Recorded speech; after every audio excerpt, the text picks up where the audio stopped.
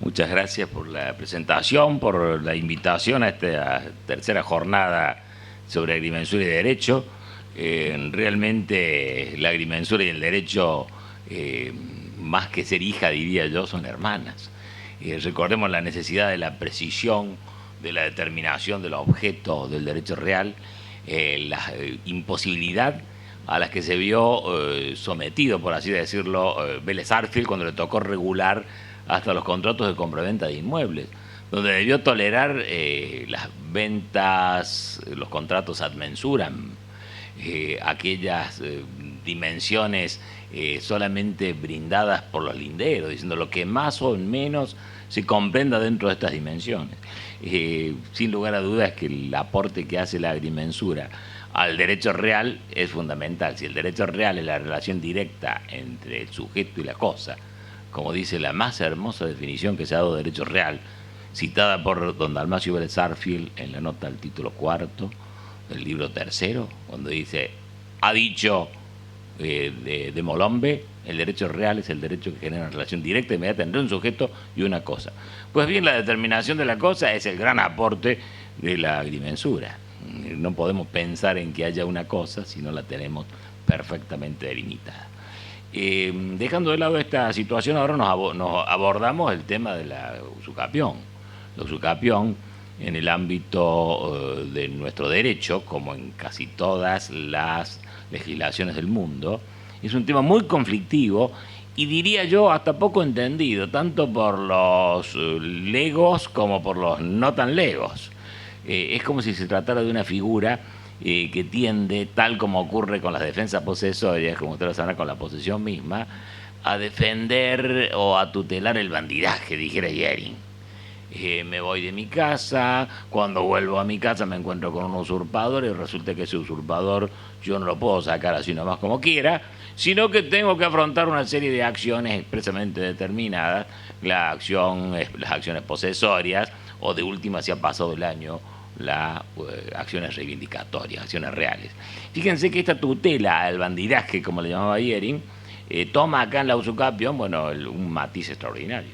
Pasado 20 años, 10 en realidad son 6 meses, 2 años, 10 años, 20 años, los distintos plazos de prescripción que se prevén no solo en el nuevo código, sino en el de Vélez, ya modificados por leyes posteriores. Y nosotros siempre nos quedamos con las de 10 y las de 20 años, pero hay unas intermedias y hay unas mucho más breves.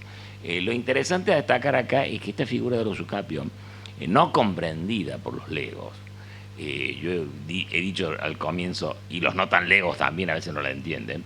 Recuerdo muy bien en Córdoba una camarista, una vieja camarista, vieja en los dos sentidos, ¿no? En cuanto que dice, no me va a decir a usted que está bien que una persona que sabe que no es suyo lo que está ocupando, después se haga propietaria. Y era camarista civil. Nosotros nos alarmaba cuando escuchábamos decir esto porque evidentemente no se había manejado bien el fundamento de la posesión y el fundamento de la usucapión. Pero no tendríamos que alarmarnos tanto si el propio Justiniano, en el Código Justinianeo, llega a decir tempus non est modus vel dissolvendi juris. El tiempo no es el modo de eliminar o de cancelar, de extinguir los derechos. O sea que la duda sobre el fundamento de la prescripción nos va a acompañar quizá toda la vida. Siempre va a haber algunos que miren con disfavor el título usucapión como modo de adquirir. En nuestro caso particular, amén de la conflictividad de la institución de por sí como arrastre de lo conflictiva que es la posesión, tenemos también regulaciones que no han sido del todo claras. Fíjense que Vélez Sarsfield, cuando prevé la prescripción, no previó un procedimiento, como es obvio, porque los códigos de fondo no prevén procedimientos. Y se llevó a un procedimiento de información sumaria, donde comparecía el sujeto ante el juez y decía, yo he poseído por más de 30 años, porque antes era 30 años, hasta la 1711. Yo he poseído por más de 30 años. Se llevaba 2 testigos a quienes simplemente les regalaba una damajuana de vino la noche anterior, porque eso lo he visto, o sea, no solamente lo he leído, sino que lo he visto. Se los coimeaba así a la gente de campo. Usted diga que yo poseo acá desde hace muchísimo tiempo, un viejito, 70, 80 años, decía, sí, el joven siempre estuvo aquí, él es el que poseía y trabajaba el campo. Por eso Bibiloni criticaba y decía, basta con conseguirse 2 testigos falsos y se desposee al legítimo propietario de sus bienes, de sus inmuebles. Consecuencia, se hacía necesario un remozar y aparece luego la ley 1459, estamos hablando del año 1952, pueden creer que todavía está vigente esa ley, no ha sido derogada por el Código Civil y Comercial. De manera que todavía podemos utilizar sus artículos 24 y 25, que ahora por el digesto jurídico argentino, aunque parezca mentira, tenemos una ley que es el digesto jurídico argentino, cuyo único objetivo es modificar los artículos de las leyes. O sea que ahora cuando citamos, así como los que viven en una calle que le han cambiado el nombre y tienen que decir voy a Rivadavia o ex Belgrano porque le cambiaron el nombre a la calle o le cambiaron la numeración, que es peor, 775 o 777, ex 775, nosotros acá vamos a tener que citar los artículos por las dos numeraciones. Si estamos con el digesto, va a ser el 22 y el 23, que son normas que están en vigencia y que regulan, dan postulados básicos para el proceso de usucapión. Tan básicos como, por ejemplo, decir el proceso debe ser contencioso. Me tengo que molestar como futuro actor en un proceso de usucapión en conseguir quién va a ser mi contraparte, porque nada garantiza más la certeza y la justicia de un juicio que la presencia de una contraparte. Ya no basta con los dos testigos, a quienes ninguno contradice, ni controlan siquiera en la audiencia testimonial, el sujeto va y dice lo que quiera. Ahí va a tener una contraparte que le va a estar diciendo, sí, yo siempre vi que el poseedor era fulano tal. ¿Qué es la posesión? ¿Por qué dice usted posesión? Le va a decir el abogado a la contraria. Y va a tener que explicar con sus maneras qué entiende por posesión. Merced a estas repreguntas, a estas aclaratorias, se logra una mayor justicia. Por eso, si queremos justicia, nada mejor que el procedimiento contencioso, donde tenemos la otra parte que se va a estar defendiendo. Si no tenemos esa otra parte que está rezando para que se muera el abogado a la contraria, está rezando para que trastabille el testigo, y todas estas características que hacen el procedimiento contencioso, no tenemos un pronunciamiento justo. Toda esta historia que hemos hecho respecto a lo que es el usucapión y el proceso, la hacemos un poco para ver cómo encaja del nuevo código ahora. El nuevo código comienza con una finalidad, diría yo, destructiva. En el artículo 1892, por decirnos que el título y modo, recordarán ustedes que los derechos reales se constituyen por título y modo. Es casi una verdad de perogrullo, título y modo. El alumno desde el primer día de derechos reales tiene que saberse con toda claridad que el derecho real se constituye por título y por modo, a diferencia del personal que solo exige título. El título es la causa generadora del derecho. Tiene que ser un título idóneo. Nosotros decimos la causa idónea transferendum dominium. Es decir, que la idoneidad de la causa va a estar dada por su materialidad, me refiero por la sustancia que contiene. Compra-venta, donación, permuta, dación en pago, aporte en capital y cualquier otro contrato traslativo del que se trate. Y después viene el modo, que es el cumplimiento de los anhelos. Yo suelo decir, a mí me gusta hacerme medio el poeta en los conceptos. El cumplimiento de los anhelos del título. Quiero ser propietario, dice el comprador. Bueno, cuando le entregan la cosa, ahí se ve cumplido el anhelo de este propietario. Y esa entrega de la cosa, que fíjense que hay una exteriorización en el mundo de los hechos, es lo que va a hacer realmente constituir el derecho. Título y modo. Fíjense con cuánta claridad surge esto del artículo 750, que viene a ser el ex 577 de Vélez. En el 750, en materia obligacional, es lógico que así sea, porque se está refiriendo a la deuda que tiene el que vendió, la deuda. Nosotros cuando imaginamos deuda, siempre nos imaginamos dinero, ¿no? Plata. Igual que cuando decimos causante, siempre nos imaginamos el fallecido, el cajoncito y el velorio. Cuando en realidad causante es el titular de la causa. Hablar de deuda es una obligación que puede ser cualquiera, en este caso la obligación de entregar para constituir el derecho real.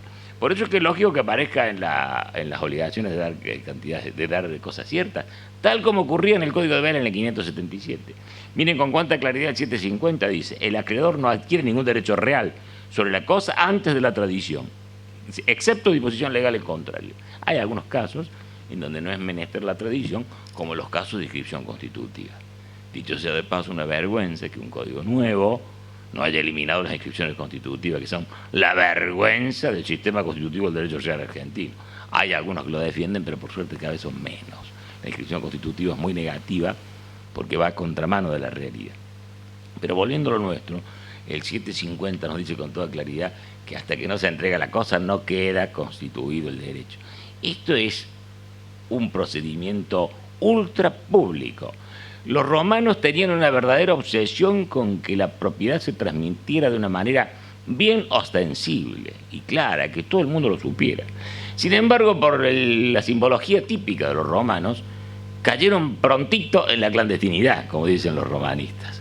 ¿Por qué? Porque trastocaron y mutaron la entrega de la cosa por un símbolo.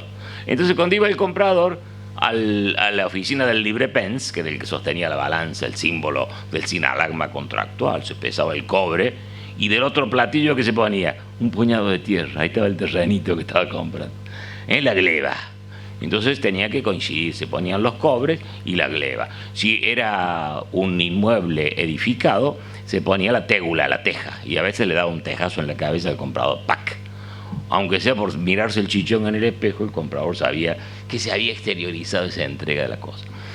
Fíjense que la obsesión de Vélez Sarsfield por lograr que esto fuera ostensible, quiso eliminar por completo los símbolos. Y en una norma que es el 2378, sugiero que lo lean, no lo he traído yo porque no podía venir con los dos códigos, pero como el otro es grandote, pesado y lleno de papel entre medio, como le vamos agregando nosotros. Pero expresamente en el 2378 dice: la tradición solo se jugará cumplida cuando se haga de alguna de las formas. Tiene que ser acto material del que entrega, acto material del que recibe, asentimiento del que entrega con acto material del que recibe, asentamiento del que recibe con acto material del que entrega. Esto Vélez lo tenía como en 4 o 5 normas. Podemos poner hasta ejemplos. Por ejemplo, cuando yo era chico, el lechero venía y ponía las 2 botellitas de leche en el umbral de mi casa. Qué hermoso, cuando uno abría la mañana y encontraba la leche ahí lista para el café con leche de la mañana. Hoy no se puede hacer más porque el vecino se lo chorea. Pero sigue siendo un hermoso ejemplo de lo que es actos materiales del que entrega con asentimiento del que recibe. El diario tirado al jardín. Lo que quiso eliminar Vélez fue la mera declaración. No puedo yo decir en un acto de venta, hago entrega de la cosa y el comprador dice que la recibe. Los escribanos lo hacemos a diario y bien que lo sigamos haciendo. ¿Por qué? Porque por un plenario del año 58, cuando se hace la declaración entre partes, se considera que entre partes hubo tradición. Tenemos incluso una nota fallo que hicimos con el doctor Moisés Panés en la ley, que se llama justamente la tradición escrituraria, en donde expresamente se dejó aclarado en este fallo, muy buen fallo de la Cámara Tercera de la ciudad de Córdoba, en donde se dice que si el vendedor declara que entrega y el comprador dice que recibe y en los hechos no se entregó, el vendedor se ha transformado en tenedor a nombre del adquirente, porque entre partes tiene pleno efecto. Fíjense cómo no voy a estar enamorado del artículo 1924, a pesar de la bronca que tengo con el nuevo código, que se los confieso a ustedes. Vieron que lo dije más bajito porque no sabemos en dónde se oculta quién está a favor del código. Pero el 1924 es una belleza porque respeta estas consignas que venía dando la doctrina y que en particular habíamos dado en este trabajo sobre tradición escrituraria. Fíjense que la definición de tradición acá habla de acto material del que entrega, acto material del que recibe, pero lo resume diciendo tiene que haber acto material de por lo menos uno. Y nos dice después que la mera declaración respecto de terceros no suple la tradición, pero entre partes sí. Hay tradición, dice el 1924, cuando una parte entrega una cosa a otra que la recibe. Debe consistir en la realización de actos materiales de por lo menos una de las partes que otorguen un poder de hecho sobre la cosa. Las que no se suplen con relación a tercero por la mera declaración del que entrega de darla a quien la recibe o de éste de recibirla. Quiere decir que ahora sí tranquilamente podemos declarar sin que se nos critique en el acto escriturario, entrega la cosa y recibe la cosa y tiene plena validez ya no por jurisprudencia y doctrina, sino porque la norma expresamente consigna el valor interpartes. Si hay un tercero usucapiente, y ahí viene el tema, por eso, porque algunos estaban pensando qué cuernos tiene que ver la tradición si estamos hablando de usucapión. Es por esta mención, y vamos a ver hasta qué punto esta tradición meramente declarada puede ir en contra de un tercero que se haya ocupando el inmueble que justamente se declara traditado cuando en realidad no se lo entrega. La parte esencial del tema que quería mencionarles como inicio es que el Código Civil y Comercial, en el artículo 1892, pretende eliminar el título y modo cuando el modo es originario. Esto por una idea de Gatti. Gatti, uno de los grandes maestros, incluso de Elena Hayton, entre otros, de Marina María de Vidal, Él dice, no es conveniente hablar del título y modo cuando el modo es originario. Por ejemplo, la usucapión. ¿Por qué la usucapión es modo originario y no derivado? Porque mi derecho no deviene de nadie, sino que lo adquiero motu propio. No solo no deviene, sino que el propietario anterior está desesperado porque yo no lo adquiere.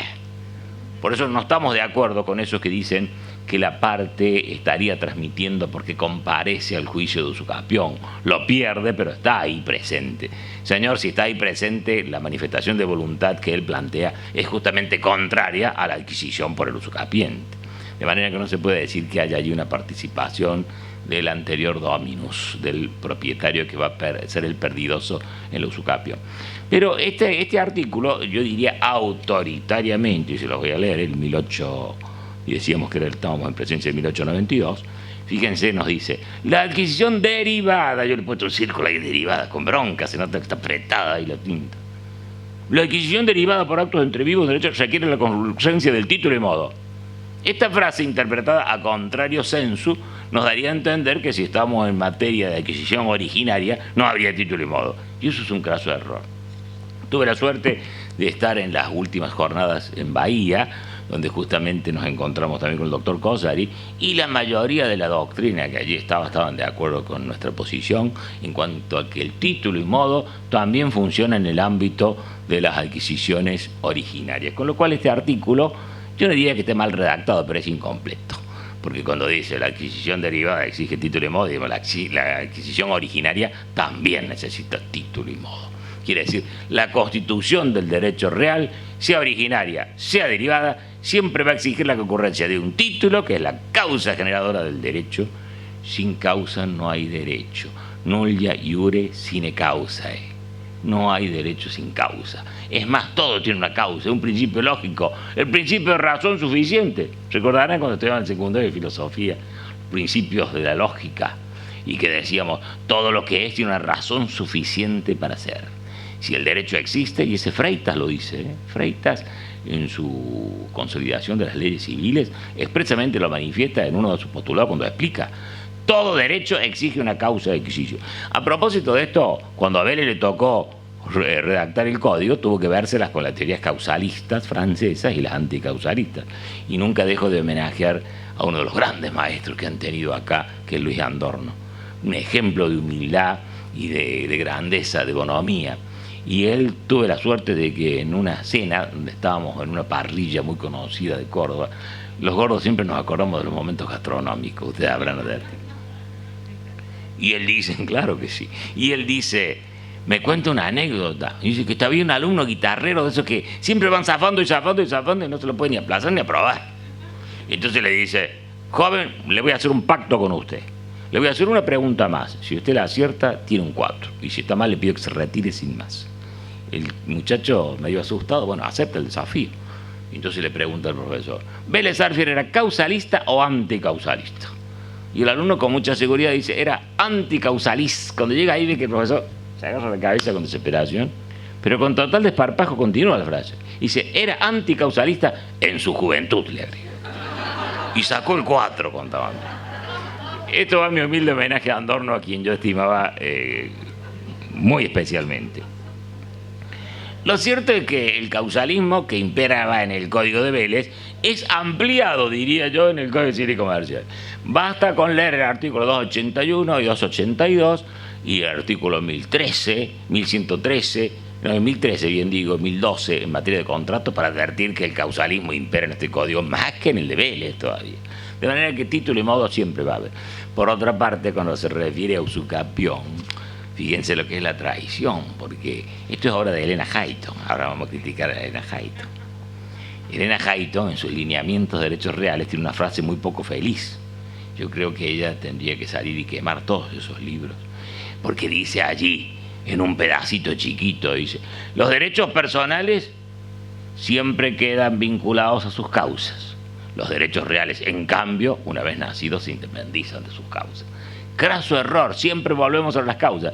El estudio de título que tanto acaba de citar el doctor Cosari en su disertación implica volver a las causas de adquisición del derecho. Cuando se divorcia la pareja, vamos a las causas para ver si el bien es propio o ganancial. Ahora se nos va a complicar con eso de que pueden un régimen de separación de bienes que yo todavía no lo alcanzo a comprender bien, les confieso.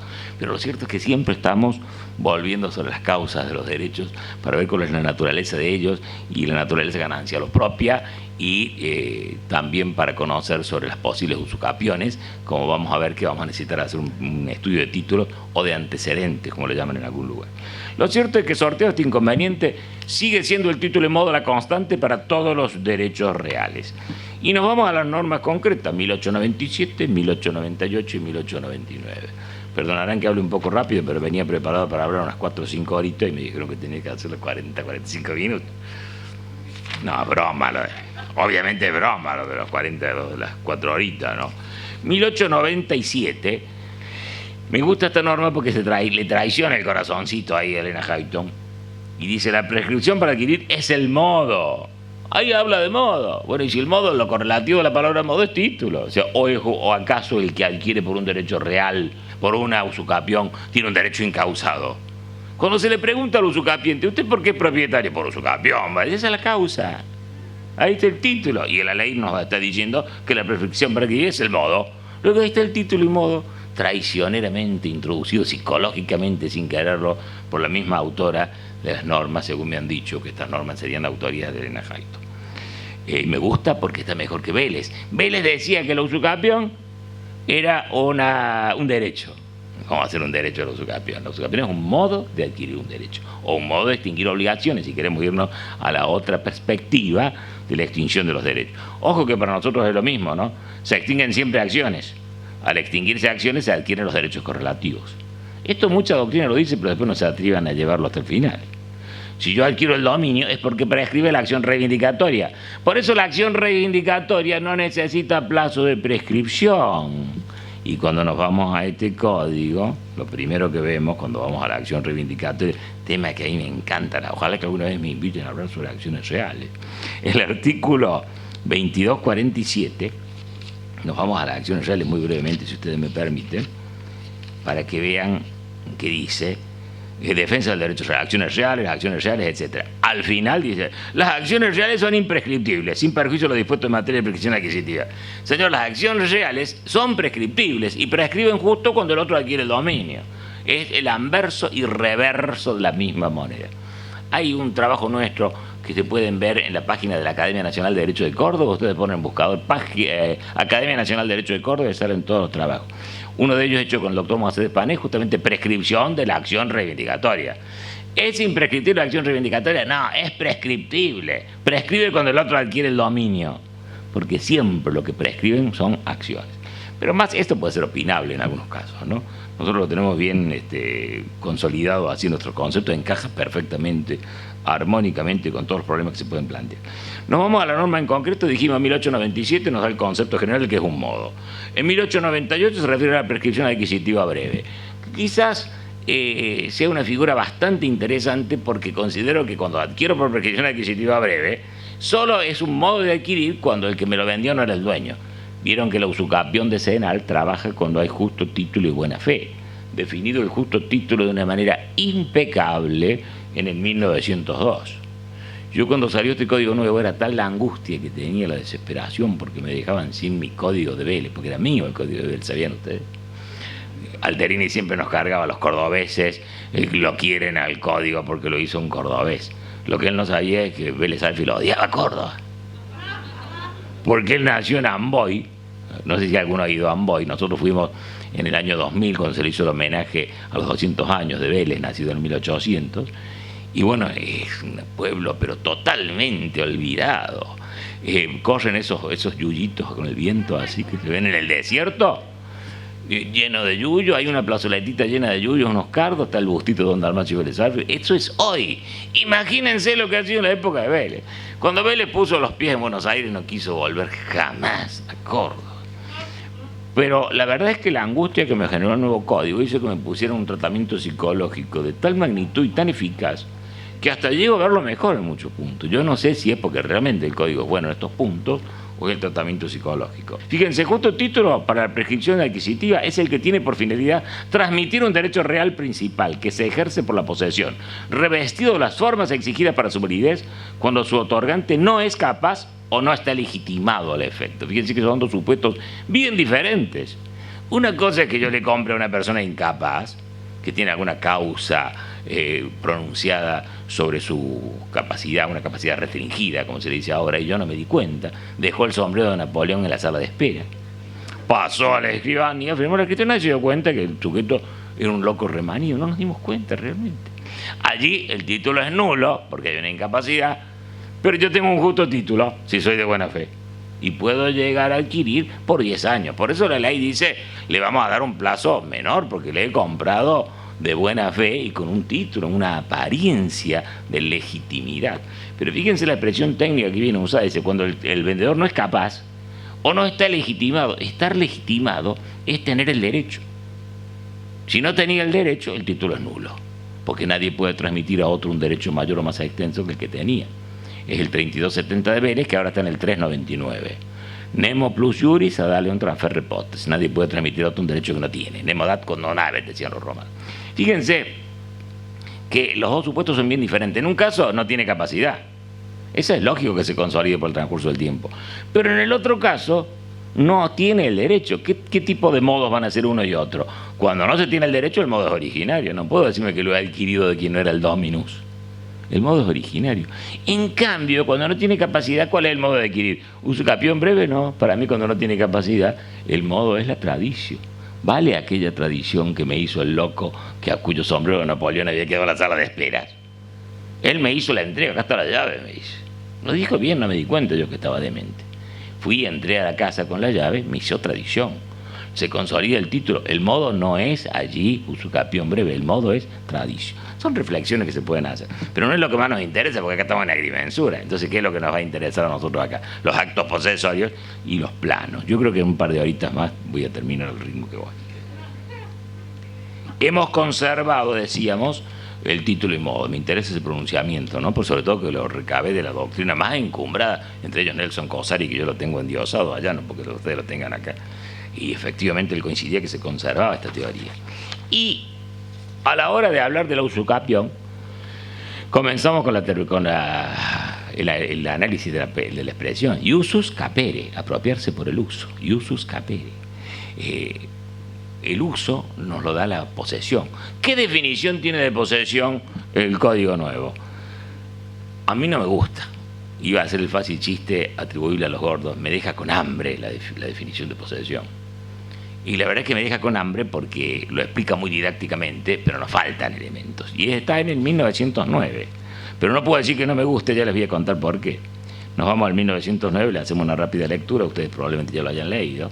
Y si hay posesión, cuando una persona por sí o por medio de otra ejerce un poder de hecho, ahí está el iusus, poder de hecho sobre una cosa, comportándose como titular de un derecho real, lo sea o no.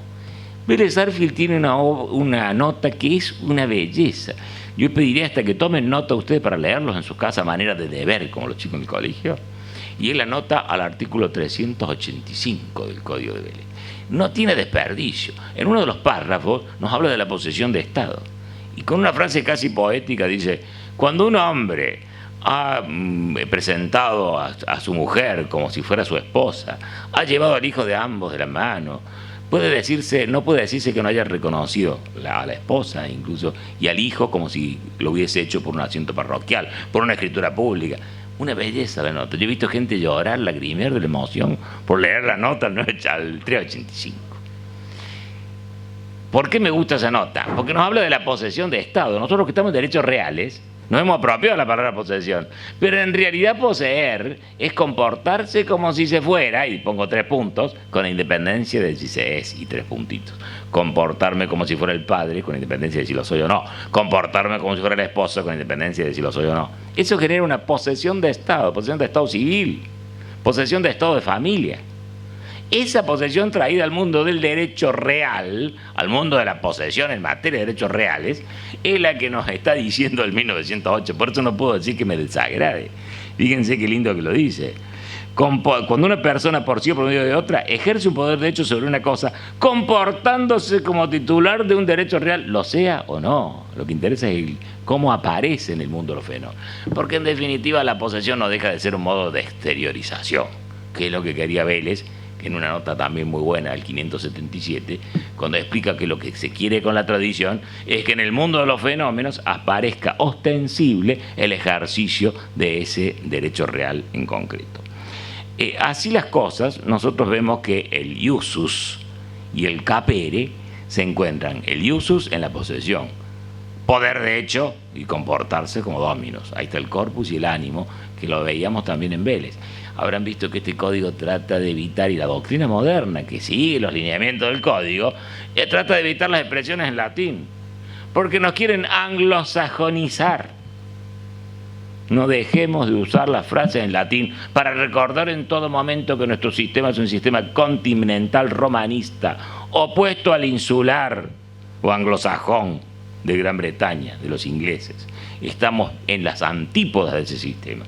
Por eso es que a mí me encanta la frase en latín, no para hacerme interesante, como dice Orgaz. Cuanto más frases en latín use el abogado, es porque menos derecho sabe, decía Orgaz. Fíjense la visión del abogado en ejercicio, ¿no? Claro, uno va y le habla en latín y el cliente queda diciendo que bárbaro, ¿cómo sabe? No le entendió un cuerno lo que dijo. El médico también no suele usar esa palabra, ¿no? Cuando nos da el diagnóstico, ¿qué será lo que tengo? Parece bravísimo.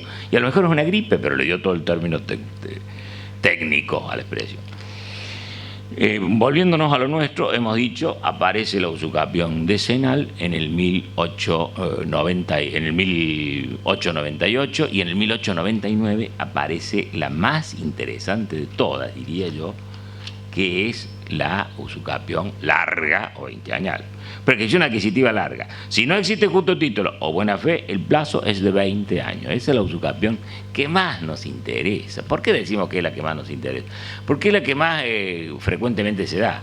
La doctrina primitiva le llamaba usucapión extraordinaria a la larga, porque el plazo era largo, extraordinario porque era muy largo el plazo. Prescriptio longi tempore, le llamaban los romanos. Pero la realidad es que la extraordinaria era la más ordinaria de todas, en el sentido de que se daba más con más frecuencia, la usucapión. Aquel sujeto que comienza a poseer, pasa el tiempo, llegan los 20, 25, 30 años y nadie nunca se preocupó por reclamar lo suyo. El derecho lo premia, castiga la incuria, dijera Lafaille. De aquel que se dio el lujo de dejar abandonado su campo, sobre todo con su fuente de producción. Aparece más prístino el fundamento de la usucapión, ¿no?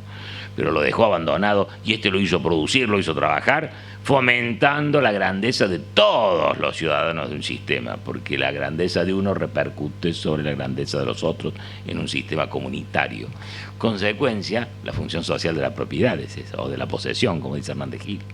De manera tal que el que la pone al servicio de la comunidad, haciéndola producir al campo, obviamente necesita ese premio, esa repercusión que justifique el haberse comportado como domino. Y aparece allí uno de los primeros fundamentos de la usucapión: castigar al incurioso y premiar a quien hizo producir la cosa. Lo cierto es que habíamos dicho que tenemos otros plazos, muy brevemente, para que no nos quedemos con los 10 años y los 20 años. La abulsión, cuando los ríos, por una corriente súbita, arrastran trozos de tierra, rocas, elementos susceptibles de adherencia natural, como puede ser un árbol, a los 6 meses prescribe si el dueño no vino a reclamarlo. Yo puedo decir, ¿no vi un arbolito por acá? Vino a decir, si no aparece, obvio que tiene que dar prueba de ese pedido. Si no hubo ese requerimiento, a los 6 meses prescribió. Fíjense que es un plazo de prescripción que no lo tenemos olvidado, 1961. Ya estaba en Vélez también, para la abulsión. La usucapión de muebles no registrados, no registrables, hurtadas o perdidas, poseídas de buena fe.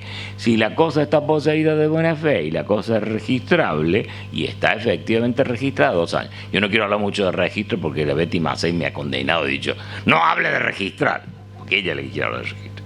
Así que cada vez que veo registro me siento un poco compungido para... Y después también está en el 1899 la usucapión de muebles registrables, pero cuando no están inscritos a nombre, que era una gran ausencia del sistema viejo. Y vamos a hacer de Spanés, Andorno, en su obra sobre la reforma, expresamente consagraba que había un vacío. Yo soy un poseedor de buena fe de la cosa, pero soy de mala fe porque si es un automotor, tengo que saber que tengo que estar inscrito para ser dominus. Y si no lo sé, es un error de derecho, y el error de derecho no es excusable. Ignorancia legis neminem excusat, artículo 8 del Código Civil y Comercial, que es casi una transcripción del proloquio latino.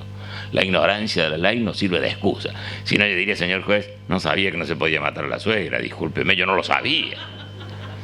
Para evitar este fácil ardid del desconocimiento de la ley, se presume conocida por todos, artículo 8, ignorancia legis neminem excusat.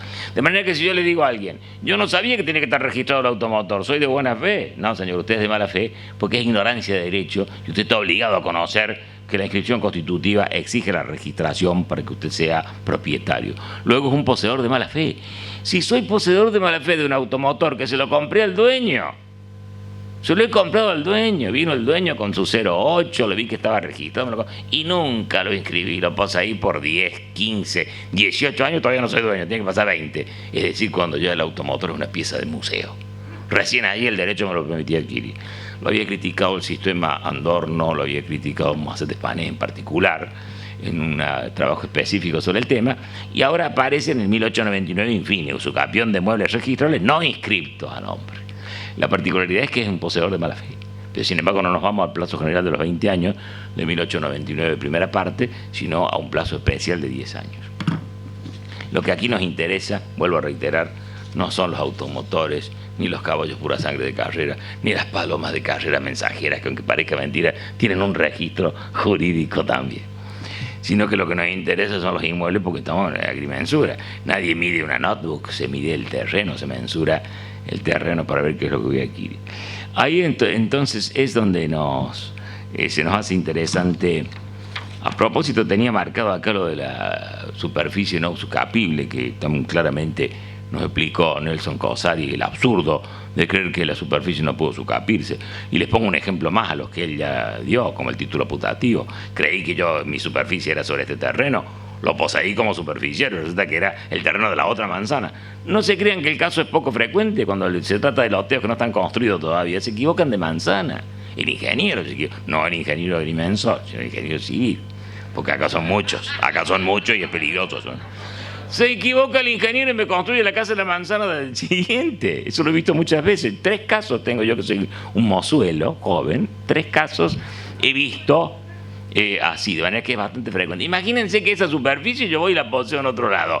Obviamente allí ese título putativo no sirve para el usucapión breve, el título putativo, pero sí me sirve para que yo no pueda invocar un dominio total, sino un dominio superficiario, porque la causa de mi posesión es ese título de superficie.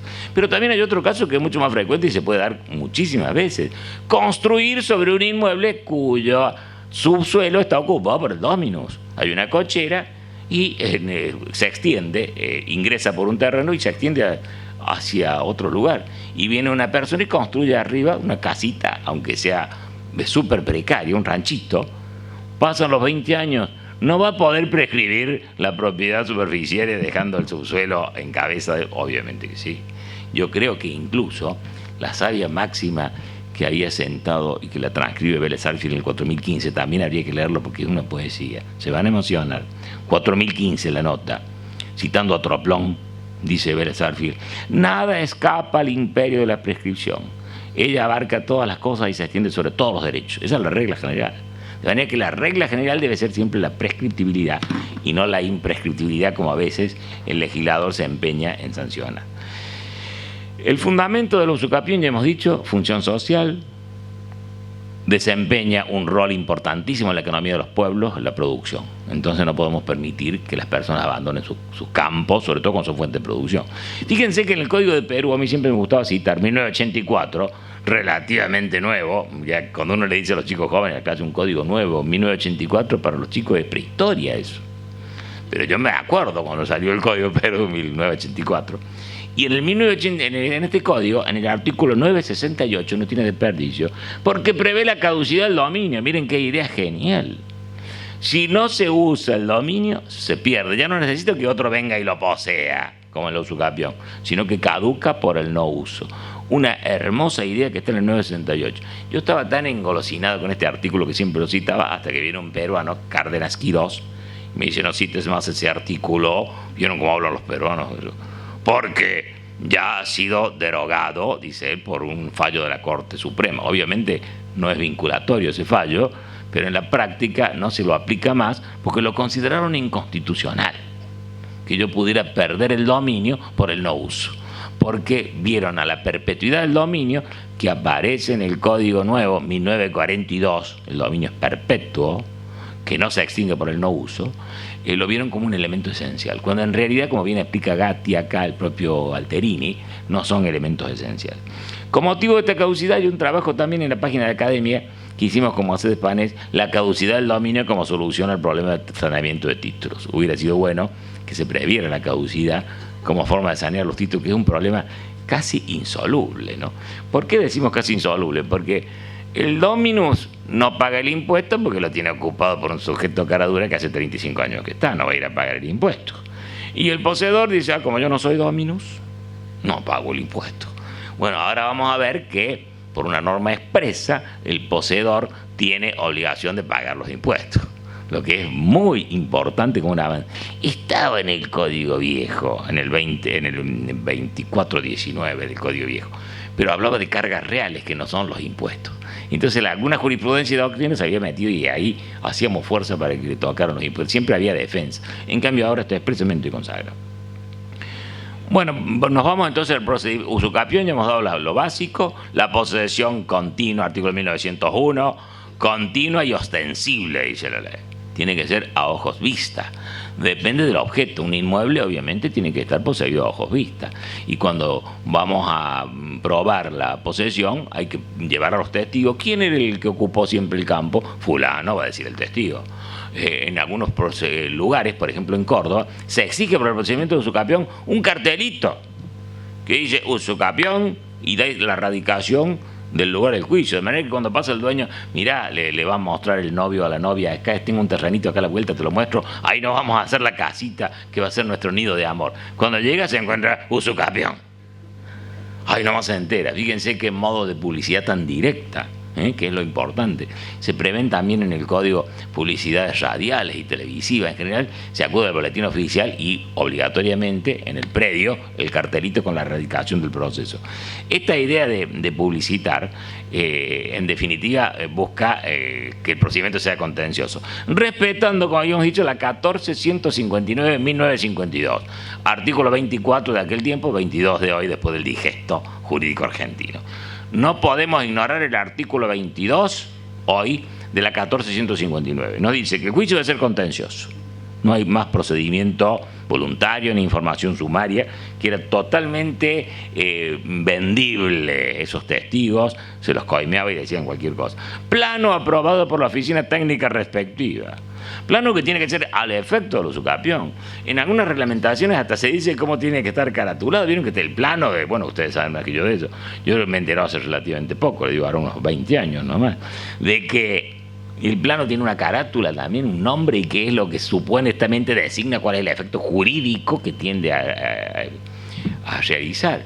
Y debe decir plano para usucapión. Otros le dicen que en algunas reglamentaciones dice plano para adquisición de dominio. Otros dicen plano para información posesoria, un poco arrastrando aquella información sumaria de la que hablamos que se quiso eliminar justamente con la 1459. Pero tiene que ser un plano aprobado por la oficina correspondiente. Las oficinas de tierras, oficinas, fiscalías en algunos casos, las fiscalías de Estado. Estas oficinas de tierras, como ocurre en Córdoba, por ejemplo, cuando afecta el interés fiscal, no aprueba el plano. Se opone y no aprueba el plano. Fíjense el absurdo que se llega. Ahora se está modificando el Código Procesal en Córdoba y yo he hecho el pedido expreso aprovechando que uno de los representantes por la universidad que va a modificar el plano está dentro de mi cátedra, subordinado a mis órdenes, y le he dicho, no dejes de hacer poner que la oficina de tierra no podrá oponerse a la aprobación del plano arguyendo que se afecta el dominio público, el dominio privado del Estado. Eso no puede hacerlo jamás. Si es dominio público, obvio. ¿Por qué? Porque el dominio público ni siquiera es susceptible de ser poseído. Pero el dominio privado puede ser perfectamente poseído. Fíjense que todos los sujetos, hay una norma muy linda en el Código de Vélez que decía que todas personas estaban afectadas, o sea, podían ser sujeto activo de los usucapión y sujeto pasivo de los usucapión, entonces ya estaba el Estado. Acá nosotros lo tenemos en el 25, 30 y pico, ya les digo cuál es. Quizás no tan contundentemente dicho, pero está dicho. en el 2534. La prescripción opera a favor y en contra de todas las personas. Ahí está el Estado también. De manera que si yo voy en contra del Estado, porque el Estado es una propiedad, un dominio privado del Estado, y lo quiero adquirir por usucapión, no puede ser que el Estado diga, no le apruebo el plano porque hay interés fiscal. No, eso no es interés fiscal. El interés fiscal es cuando es dominio público. Aunque parezca mentira, eso está ocurriendo, creo que no solamente en Córdoba, sino que en algunos otros lugares también. Esto hay que evitarlo de alguna forma dentro de la reglamentación procesal. Otra de los elementos que surgen de la misma 159 que les estaba mencionando, se admite toda clase de pruebas, pero el juez no podrá basarse solo en la testimonial. Eso hace que uno lleve a otras pruebas, ¿no es cierto? Las documentales, el pago de los impuestos, que la ley dice que se tendrá especialmente en cuenta el pago de los impuestos. Se tendrá especialmente en cuenta el pago de los impuestos, no que si no están pagados los impuestos no se puede adquirir por usucapión. Hay muchos fallos que han dicho esto. Si no están pagados los impuestos, no se puede adquirir por usucapión. Fíjense el disparate. Cuando el legislador lo que quiso fue incentivar el pago de los impuestos, porque no nos engañemos, el Estado también tiene su corazoncito, el Estado somos todos. El ETC-MOA, como decía aquel rey, no es eso. El Estado somos todos. Todos estamos interesados en que se paguen los tributos. Entonces viene bien. La forma de incentivarlo, una de ellas es esto. Será tenido especialmente en cuenta el pago de los impuestos. Y después la jurisprudencia dice el pago de los impuestos no pagados de una sola vez el día anterior a iniciar el juicio, sino esa conducta paulatina que denota realmente un animus domini perpetuo, consolidado con la conducta de todos los tiempos. Y también hace que por no ser solamente los testigos, se acompañan muchas periciales. Una de las periciales más interesantes que me ha tocado a mí con motivo de una consulta es la dendrocronología. Aunque no saben lo que es la dendrocronología, ella lo sabe. La edad de los árboles, que lo hacen extrayendo, pero casi tendrá medio milímetro, todo un cilindro del árbol y contando las vetas, se calcula con bastante precisión la edad del árbol. Yo puse ese árbol, lo puedo probar, pero ¿cuándo lo puso? Ahí viene el tiempo. Gracias a la dendrocronología, yo puedo determinar la edad que tiene ese árbol y por ende el tiempo de posesión que tengo. Porque plantar un árbol, amén de ser uno de los grandes menesteres de todo ser humano, plantar un árbol, escribir un libro, ¿recuerdan ustedes? Amén de eso, plantar un árbol es un acto posesorio típico, un típico acto posesorio, perdón. Siempre se dice apaguen los celulares y el disertante que se olvidó apagar el celular. Fíjense, 1891. Ejerce, cuando nos habla de derechos reales que se ejercen por la posesión o que no se ejercen por la posesión. Dice, todos los derechos reales regulados en este código se ejercen por la posesión, excepto la servidumbre y la hipoteca, es cierto, la que es hipotecaria no está en posesión. Las servidumbres positivas se ejercen por actos posesorios concretos y determinados, sin que su titular ostente la posesión. Eso es un disparate grande como una casa. No se puede ejercer la posesión sin actos posesorios y no se puede ejercer actos posesorios o tener actos posesorios si no se ejerció la posesión. No puede ser uno u otro. Los actos posesorios son la prueba misma de la posesión. Es un tema fundamental. El viejo 2384 del Código de Vélez, a nuestros alumnos se les hacíamos poner varios asteriscos delante porque es una norma. Vieron que hay normas meramente declarativas y otras que son operativas, que se ejercen y que uno se la tiene que decir al juez. Señor juez, el artículo 2384, el 2412. ¿Quién no se acuerda del 2412? La posesión de cosas muebles, de buena fe. El 2384 de esas normas. Ahora esos actos posesorios están en el 1928. Muy bien dicho, pero me hubiese gustado que hubiesen dado una definición preceptual de lo que es un acto posesorio. Porque aunque parezca mentira, la doctrina discutiante, y va a seguir discutiendo hoy también con este código, porque no hay un precepto que nos diga qué es un acto posesorio. ¿Qué es lo que hace el legislador? Tanto Vélez como el Código Civil y Comercial de la Nación nos hace una enumeración. Y la enumeración no es suficiente, porque pueden haber cosas inéditas que no están planteadas. Y va a decir, no, porque no está enumerado, o porque es acto posesorio o no es acto posesorio. Miren que dice el 1927. La relación de poder sobre una cosa compuesta de muchos, no, el 1928, perdón, constituyen actos posesorios sobre la cosa los siguientes, y viene una enumeración. Yo odio las normas que enumeran. Me parece que no hay nada más anticientífico que la enumeración. Podría darse el concepto de enumerar a manera de ejemplo, pero no comenzar con una enumeración. Fíjense que estas enumeraciones no va a faltar quien diga que son taxativas, que son enunciativas, toda la mitad de la biblioteca diciendo que es taxativa y probándolo, una enjundia. López de Zavalía quieren cabeza más enjundiosa y brillante que la de López de Zavalía, le dedica 10, 12 páginas para enumerar el tracto abreviado, si es taxativo o enunciativo. Es una vergüenza que hagamos normas que enumeren. Tienen que darse los conceptos genéricos para que uno pueda aplicar los casos en concreto. Fíjense como dice 1928, constituye un acto posesorio sobre la cosa lo siguiente, 2 puntos. Su cultura, percepción de frutos, amojonamiento e impresión de signos materiales, mejora, exclusión de terceros y en general su apoderamiento por cualquier modo que se obtenga. Lo que interesa a los fines del acto posesorio es poder probar que se estuvo en contacto con la cosa con ánimo de dueño. Ese debió haber sido el concepto. Por eso nosotros, diciendo que un código debe contener preceptos y no conceptos o definiciones conceptuales, definiciones preceptuales y no conceptuales, teníamos nuestro propio concepto, que es el siguiente. Acto posesorio es un hecho voluntario que produce una modificación física sobre la cosa supuestamente poseída y que permite llegar al convencimiento de haber estado en contacto con ella con el ánimo de dueño. Fíjense que decimos que tiene que ser un hecho voluntario, porque si yo voy por un camino y en una curva me llevo por delante del cerco, arranco 3 pinos, mato 2 vacas, me decís qué cantidad de actos posesorios que hice, arranqué 3 pinos. No, tiene que ser el acto voluntario, como que la posesión está aplicada a un caso concreto, es la voluntad aplicada a algo en concreto. Después hablamos de modificación física en un sentido muy amplio. El solo hecho de estar adentro ya he modificado físicamente la cosa. El tema es que haya dejado prueba, porque en el mundo del derecho a veces los que estamos mucho en la teoría nos olvidamos que el derecho es prueba. Los españoles que son tan sabios dicen, tanto tienes cuanto pruebes, y lo digo en español y todo porque así lo dicen los grandes maestros procesalistas. Tanto tienes cuanto pruebes. Puedo tener todo el derecho que quiera, pero si no lo puedo probar no voy a ganar absolutamente nada. Entonces, por eso hablamos de que esta modificación física tiene que haber dejado huella, vamos a decir. Dejado huella metafóricamente, no es la marca Adidas de la zapatilla. Dejar huella que pueda decir, señor juez, eso lo hice yo. Ese es el acto posesorio. Y que denote un ánimo de dueño indubitado, que es el comportarse como del que nos habla el concepto de posesión de nuestro nuevo código. Comportarse como si fuera el dueño. Es decir, si yo estoy oculto y solamente voy a la noche para que no me vea nadie y después desaparezco, eso no es comportarse como el dueño. ¿El dueño cómo se comporta? Recuerdo varias veces me preguntan, ¿qué pasa si entra alguien al inmueble que yo estoy poseyendo, doctor? La consulta. ¿Y usted qué hace si le entra alguien por la ventana de su casa? Y lo saco. Y bueno, eso tiene que hacer si tiene que comportarse como dueño. Qué difícil que es eso. Qué difícil que es ese punto, desde el punto de vista psicológico. A veces uno duda de que realmente tenga animus domini, el sujeto que está poseyendo. Porque ¿cómo va a preguntar qué tengo que hacer si entra alguien a esta casa? Señor, usted es poseedor.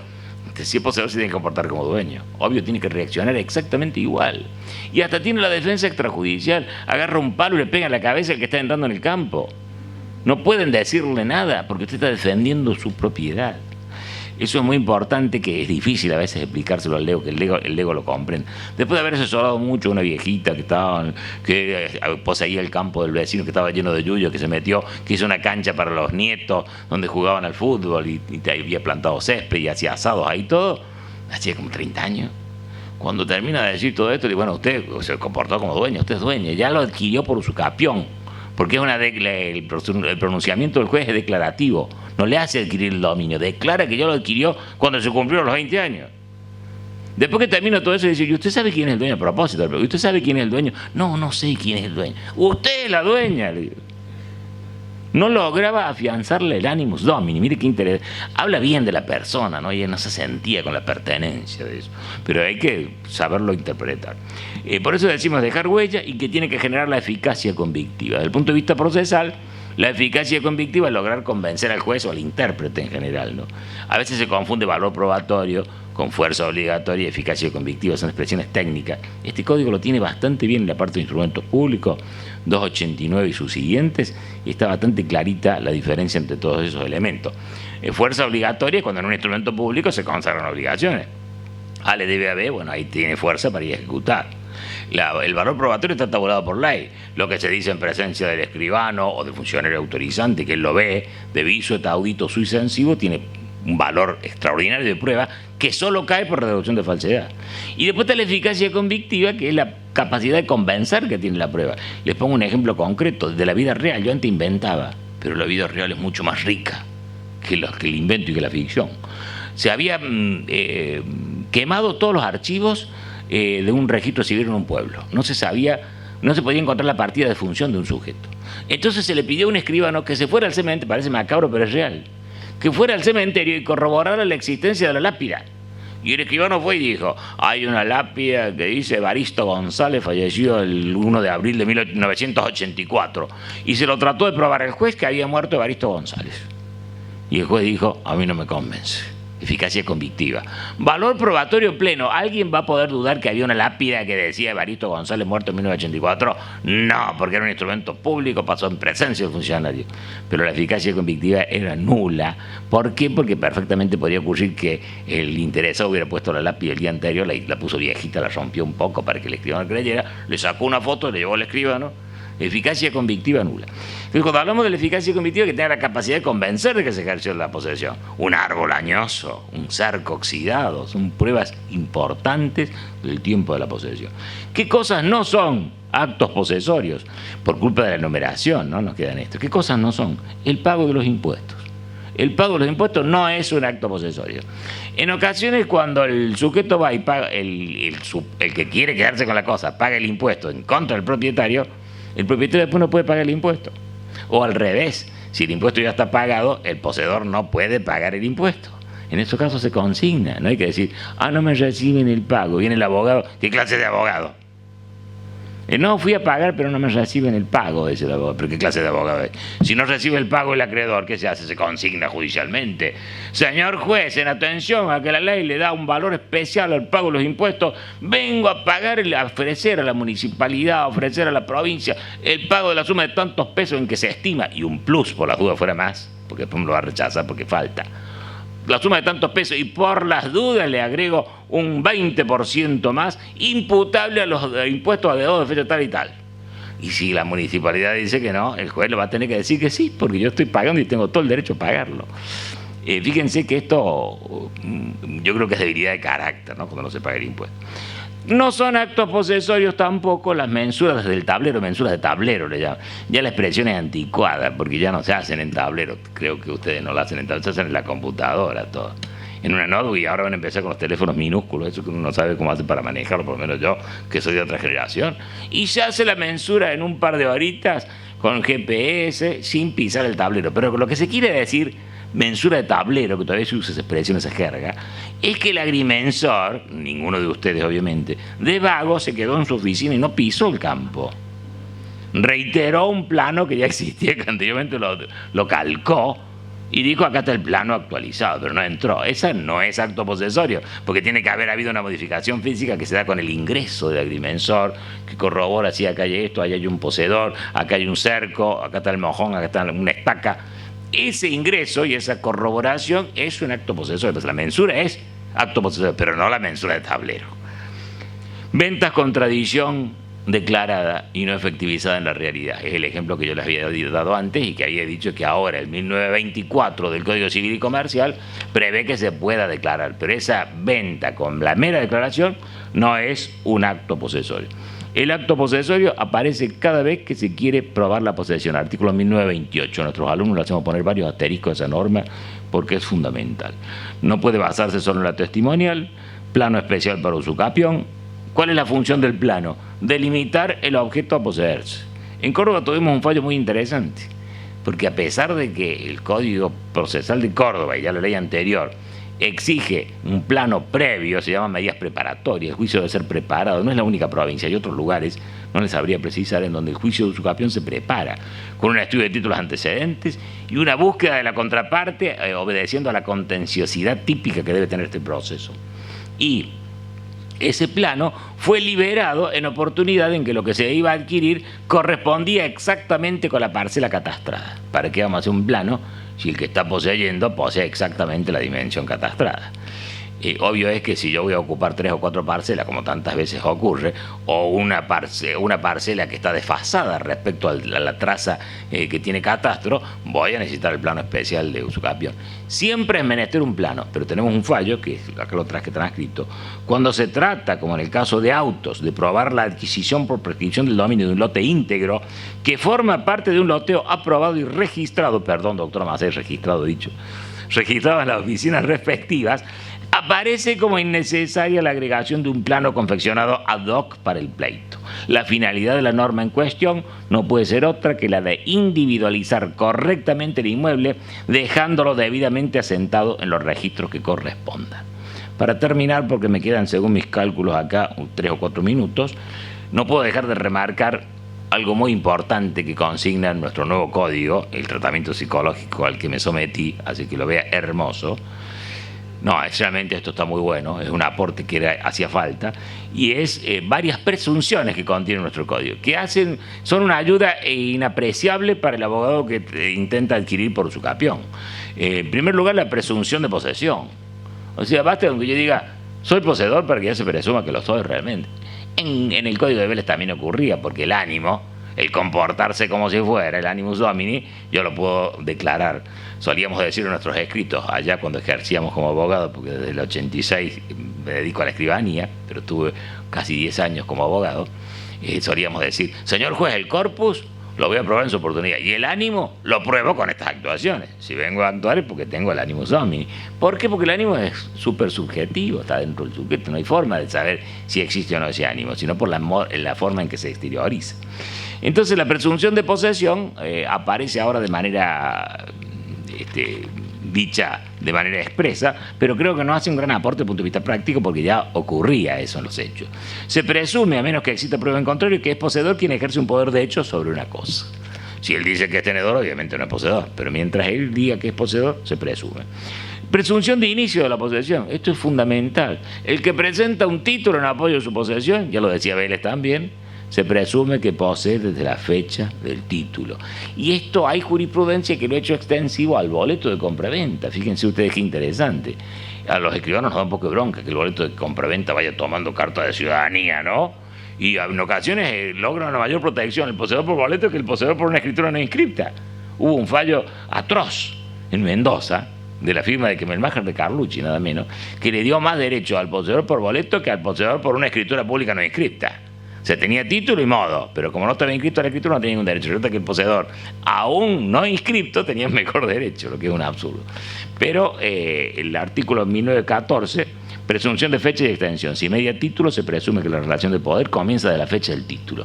O sea, yo al juez le digo, tengo una escritura del año 1984, poseo del año 1984.